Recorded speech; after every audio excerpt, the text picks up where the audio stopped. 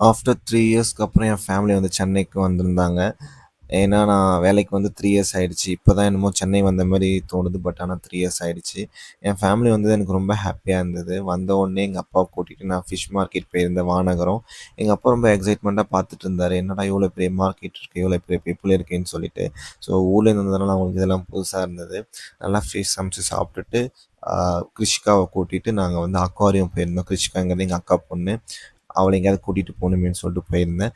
நல்லா எனக்கு ரொம்ப ஹேப்பியாவே இருந்தது. ஆ ஹேப்பியா தான் இருக்கேன். பட் ஆனா என் ஃபேமிலி வந்தது இன்னும் கொஞ்சம் கூடுதலாவே ஹேப்பியா இருந்தது. ரொம்ப வைபா இருந்தேன்.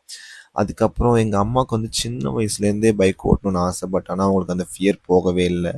ஏன்னே தெரியல. அந்த ஸ்டெடி அவங்களுக்கு வரல. பட் ஆனா ட்ரை பண்ண முடியல. நெக்ஸ்ட் டைம் வாம்மா கத்துத்தரேன்னு சொல்லிட்டு அனுப்பிச்சு விட்டுருந்தேன். அதுக்கப்புறம் அவதார் மூவி போகணும்னு நினச்சிட்டு இருந்தேன் ஐமேக்ஸில். கிடைக்கவே இல்ல. பட் ஃபேமிலியோட போகணும்னு சொல்லிட்டு டிக்கெட் புக் பண்ணி போயிருந்தேன். டைம் இருந்ததுனால ஃபன் கேம்ஸ்லாம் ப்ளே பண்ணிட்டு இருந்தேன். பப்பினா விளாண்டாலோ இல்லையோ நான் நல்லா விளாண்டேன். அதுக்கப்புறம் மெரினா கூட்டு போகிறேன்னு சொல்லியிருந்தேன். ஏன்னா அந்த கலைஞர் சமாதி, ஜெயலலிதா சமாதிலாம் எங்கள் அம்மா பார்க்கணும்னு சொல்லியிருந்தாங்க. பட் ஆனால் ஓ மை காட், வீக்கெண்டில் சென்னை பீப்புள் எல்லாருமே மெரினால தாங்க இருக்காங்க. கிட்ட நெருங்க கூட முடியல. ஸோ சேண்டில் போய் நல்லா ப்ளே பண்ணி ஜாலியாக வைப் பண்ணி விளாடிட்டு அதுக்கப்புறம் ஃபேமிலியோட கொஞ்சம் டைம் ஸ்பெண்ட் இருந்தேன்.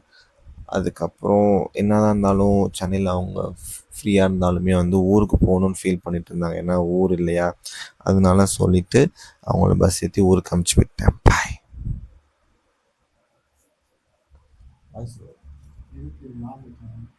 ம்